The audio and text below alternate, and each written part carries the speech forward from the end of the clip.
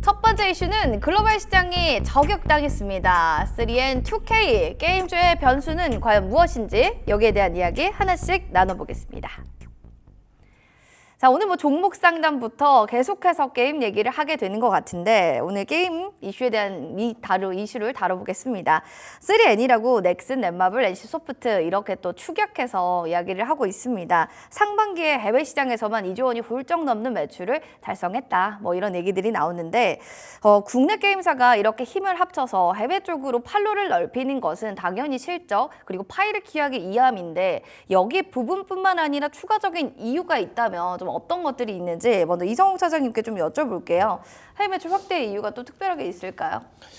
우선 좀 비용적인 측면인 것 같아요. 우리나라 시장에 대한 정체성도 좀 있긴 하지만 우선 미국뿐만 아니라 미국, 일본, 한국도 약간 좀 비슷한 경우인데 지금 본다고 하면은 이 신흥 어떤 동남아 시장과 또 이제 남미 시장으로 봤을 때도 이 비용적인 측면이 우리나라보다도 더 낮은 상황으로 가고 있거든요. 게임은 그 투자 지표가 이제 광고에 의한 이 어떤 매출, 그 영업 순이익 이런 부분에 있어서 이런 지표가 좀 따로 있는 상황인데 게임주 같은 경우에는 이 수익에 대한 부분에 있어서 해외 쪽에서의 말씀드렸던 이 광고 대비 이 수익에 대한 이 퍼센테이지가 굉장히 좀 높은 상황이라고 좀 볼 수 있겠고 그러기 때문에 물론 이제 가장 큰 그림을 본다고 한다면 우리나라 이제 K에 대한 K 게임에 대한 그런 그 시장에서의 이 어떤 그 선호도도 높아지는 상황이지만 제가 봤을 때는 재무적인 측면에서 봤을 때 해외 시장에 마진이 많이 남는 구조로 가니까 이 부분이 가장 크지 않을까라고 좀 생각이 되고 있고 그러기 때문에 말씀드렸던 이 3N 중에서도 해외 쪽에서 아직 시장이 매출에 대한 부분이 크지 않는 게 바로 이제 NC소프트라고 볼 수 있거든요. 네.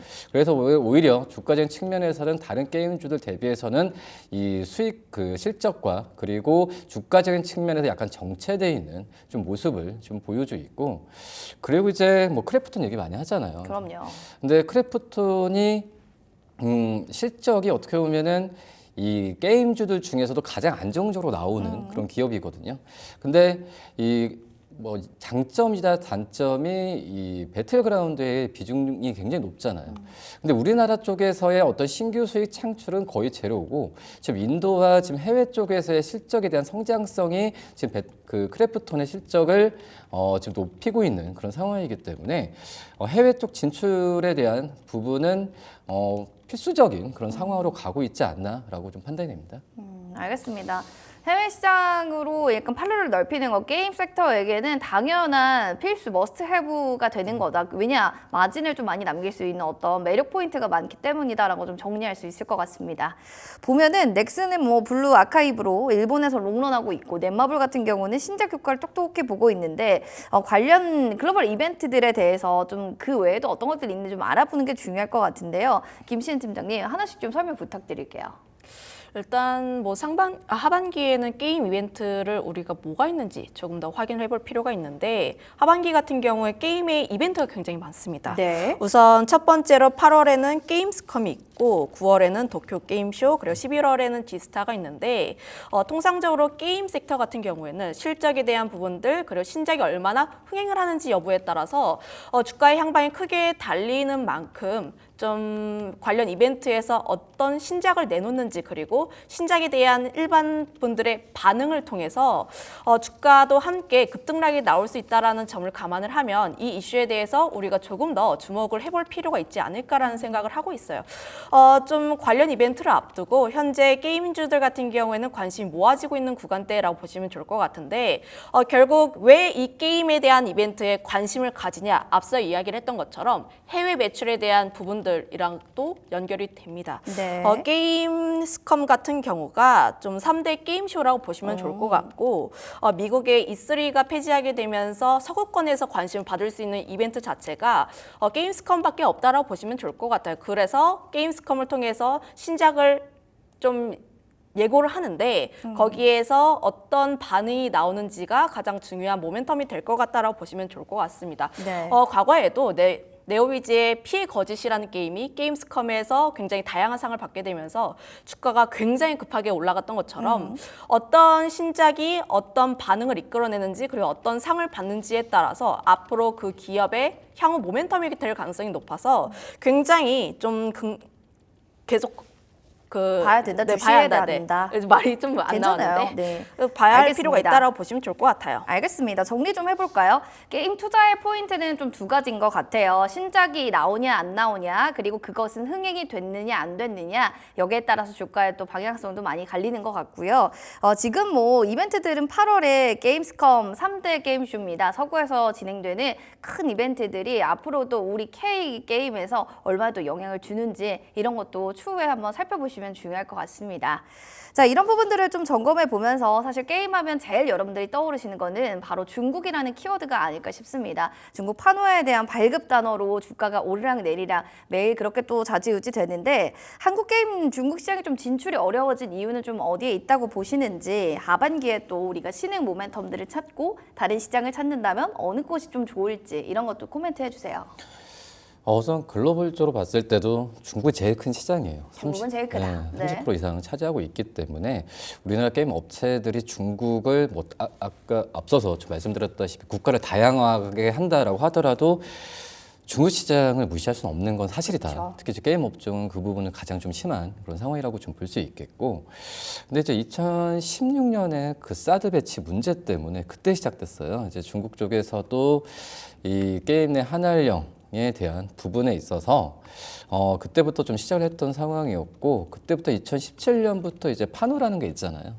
이 중국 쪽에서의 이 유통에 대한 부분을 하려면 이 외자 판호를 받아야 되는데 2017년부터 2021년, 그러니까 그 거의 4년 동안 이 우리나라가 받았던 게임이 거의 한 3개 판호에 대한 부분이 4년 동안 3개 정도 받았는데, 오히려 그 부분 이후에 좀 해제가 되면서 작년에 연말 정도에 7개 게임이 지금 판호 허가를 좀 받으면서 지금은 지금 게임주들이 아직까지 상반기 때 뭐 살아나는 그런 부분은 좀 지켜봐야겠지만 일단은 숨통은 좀 트였다라고 좀 볼 수 있어서 이 중국 쪽의 시장은 지금 계속해서 우리나라 대형 게임 업체들 그리고 다른 이제 중소형 게임주들 같은 경우에도 판호를 발급을 받으면서 이 중국 시장 쪽에서의 이 게임을 런칭하는 부분에서는 지금 수월해지는 건 맞다라고 좀 생각이 좀 되고 있고요.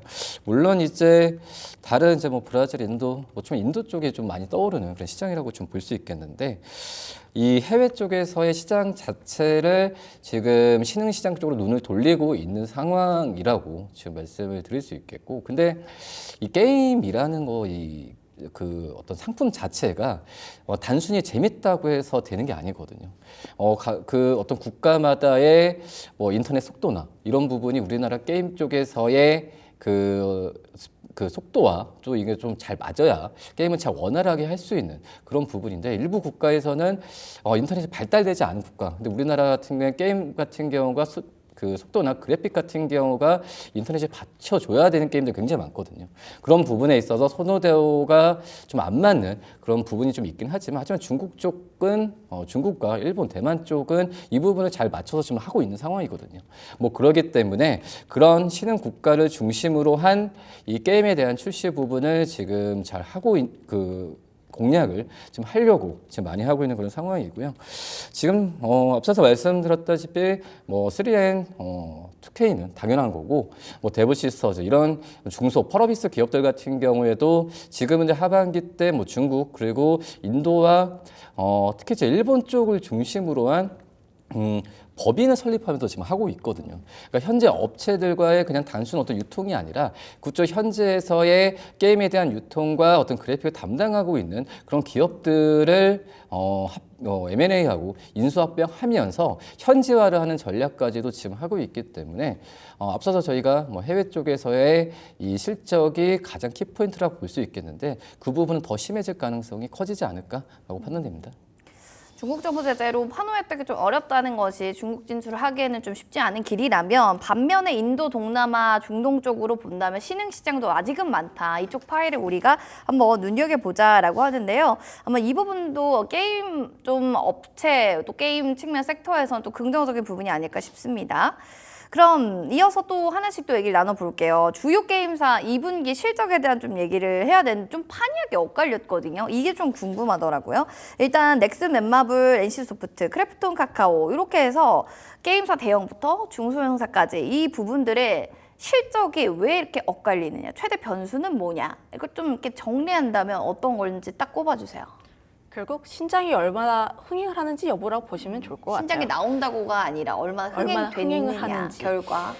좀 아무래도 이제 게임에서 실적을 올리기 위해서는 신작을 출시를 해서 좀 유저수를 굉장히 많이 땡기거나 혹은 업데이트를 진행하게 되면서 과금에 대한 구조를 좀 넘어가는지 여부라고 보시면 좋을 것 같은데 쉽게 생각을 해보시면 기존의 게임에서 진행이 잘 되고 있고 그리고 신작이 출시가 되면서 흥행을 하게 되고 그래서 플러스 알파가 얼마나 되는지 여부가 게임주들은 가장 중요하지 않을까라고 보시면 좋을 것 같아요. 그런데 최근에 잘 움직이고 있었던 특히 실적이 잘 나왔던 기업들을 보면은 최근 신작이 굉장히 잘 나왔습니다.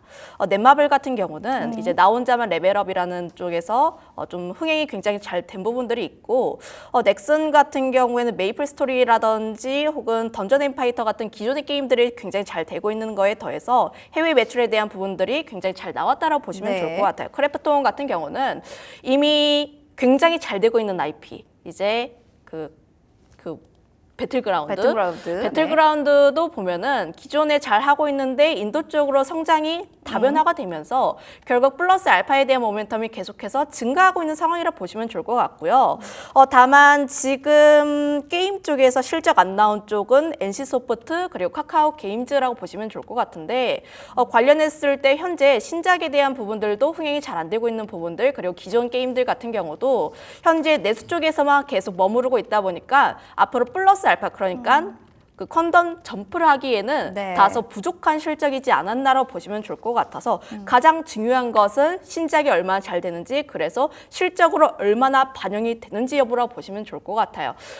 가장 중요한 포인트 자체는 해외로 얼마나 잘 진행이 되는지 여부라고 또 다시 한번 말씀드릴 수밖에 없는데 네. 결국 내수에서 성장을 하기에는 다소 한계가 있습니다. 그 이유가 우리나라 같은 경우에 남성에 대한 인구수가 점점 감소를 하고 있죠.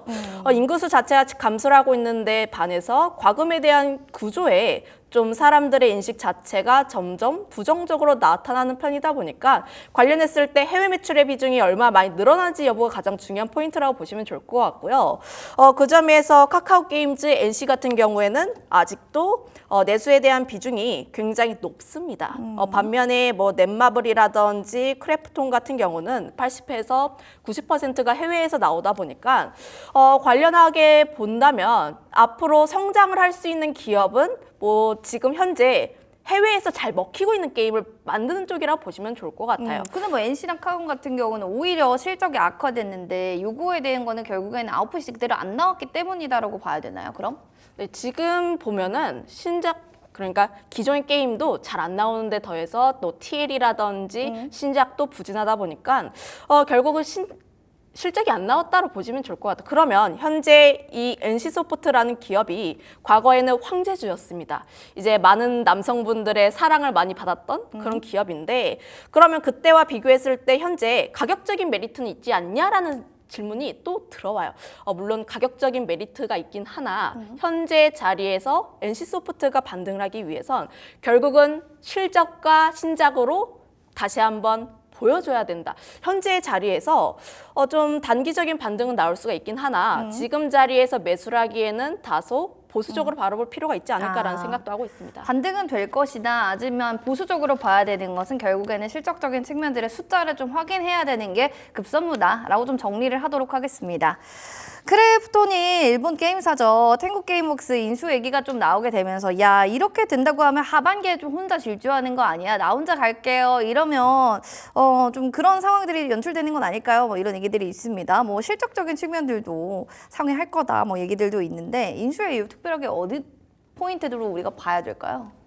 그래서 현지화죠. 말씀드렸던 현지화 전략을 위해서 좀 게임 업체의 그 인력을 제가 봤을 때는 인력을 가져오려고 업체를 인수를 하는 거거든요. 어떤 다른 그 일본 업체의 새로운 게임이나 이런 부분에서 통합을 하는 게 아니라 거기에 있는 인력들을 흡수를 하면서 이 크래프톤의 게임을 단순한 게임을 출시하는 부분이 아니라 우선 게임 같은 경우에도 부수적으로 또 사업을 어떤 이 캐릭터 사업이다 뭐 이런 부분에 있어서 현지화에 대한 뭐 디자인도 맞추고 그런 부분을 위해서 인수를 한다라고 지금 생각이 좀 되고 있고요.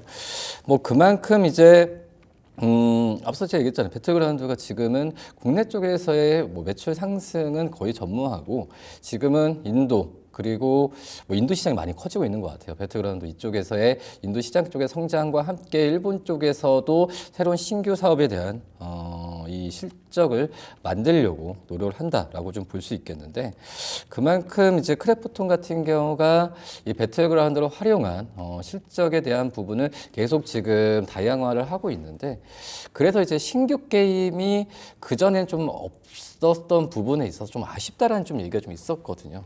하지만 이 다크앤데커 모바일 지금 이제 10월 달에 런칭에 대한 부분에 있어서 지금 이제 본격적으로 4분기 때 글로벌적으로 이제 시작할 가능성이 큰데 여기에 신작에 대한 부분이 그 한 번 더 뭐 점프를 하게 된다고 한다면 크래프톤의 가장 큰 장점은 이제 게임즈 안에서 안정적인 실적을 유지하고 있다는 부분이잖아요. 여기에 플러스 알파에 대한 이 모멘텀이 더 작용한다면 지금처럼 게임즈 안에서도 이 등락폭이 적은 상태에서 우상향으로 하는 방향성을 계속 가져갈 가능성이 있지 않을까라고 좀 생각이 되고 있고요.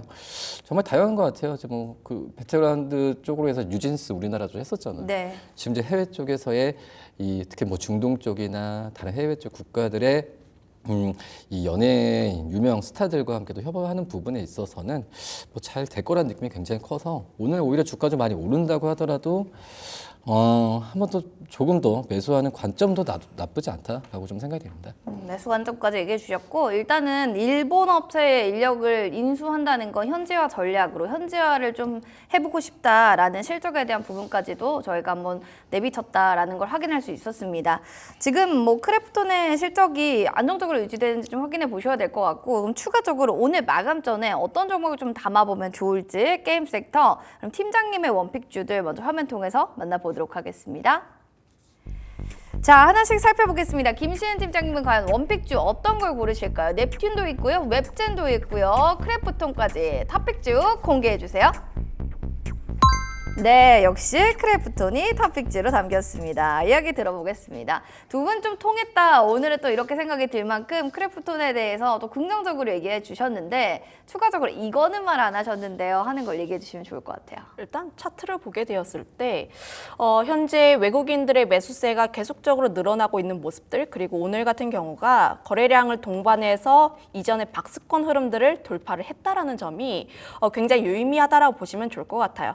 차트 한번 보면서 이야기를 하게 되면은 지금 30만 원 라인대를 강하게 돌파를 했던 점들 그리고 이 라인대 같은 경우가 외국인이 매수세가 계속적으로 들어왔다라는 점을 감안을 하면 현재 외국인의 이탈이 크게 나오지 않는 이상 30만 원 라인대를 지지해 주면서 추가 상승에 대한 모멘텀도 나올 수 있다라고 보시면 좋을 것 같아요.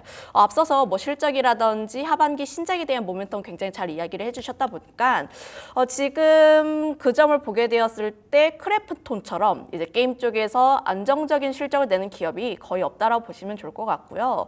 저는 이렇게 생각을 합니다. 게임주 같은 경우는 내가 실제로 게임 정말 좋아하는 사람 아니면 안 하는 게 낫다라고 생각을 하고 있고 그게 아니라면 좀 꾸준하게 실적 잘 나오는 쪽에 대해서 접근해 볼 필요가 있다라는 관점을 가지고 있기 때문에 현재 좀 안전하게 선택할 수 있는 투자처는 크래프톤이라고 보시면 좋을 것 같아요.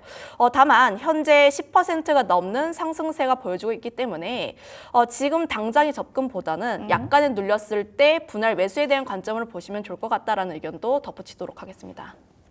분할로 좀 매수하시면 좋을 것 같고 역시나 실적주의인가 크래프톤에 대해서 또 김시현 팀장님도 원픽주로 선정해 주셨습니다.